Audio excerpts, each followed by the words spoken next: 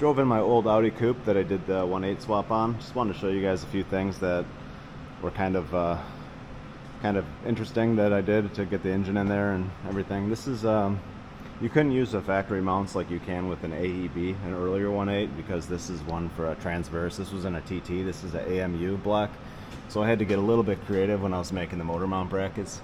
You can see I just took some pretty thick mild steel and I just kind of found 3 large threaded holes in the block and made a triangle, and then I connected as many of those same material, this mild steel, to the same point where the motor mount was going to attach. So I just welded that all together with a MIG welder and mild steel, and worked out okay.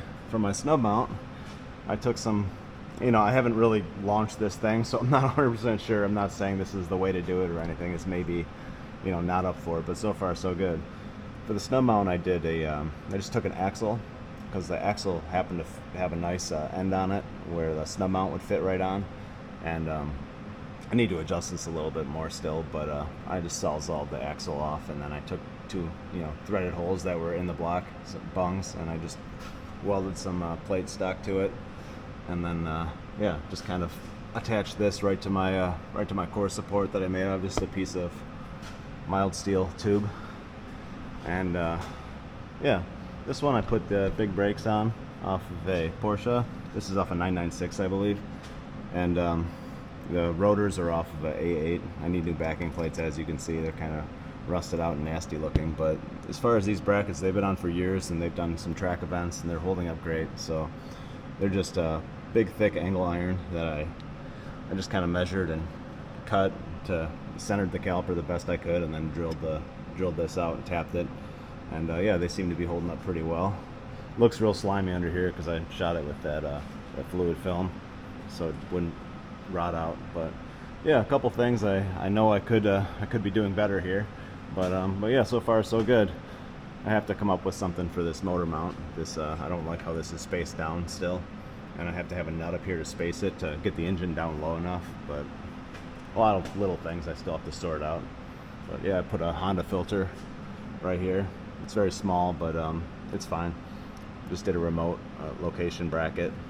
Just kind of screwed it right to the side of the block here, and then ran hoses up to it, and then ran it to an oil cooler up there.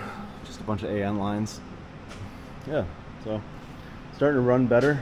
I have a larger turbine that I installed right here, and seems to be better. It's 0.83 AR ratio, and the engine likes it better. Yeah, fixed a connector on the coil this morning. One of these was broken off the tabs. Very common thing to do.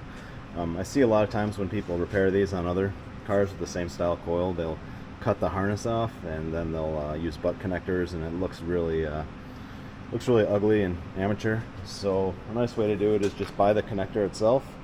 The terminals are usually fine, so all you need to do is pull this little pink piece that goes inside, that slides through this groove here. Pull that out, and then use your little terminal tool, this one here with the thicker blades, and push that in the end, and then you can pull the wires out of the connector, and it's a lot nicer way to do it. You can't really tell anybody's been in there now, but they get brittle over time with the heat and everything. But yeah, coming along. So a lot of little things to do still. I'm thinking about maybe doing something with my radiator and changing up the way I have the coolant hoses, and yeah, a lot of stuff, but they're running well. So thanks for watching.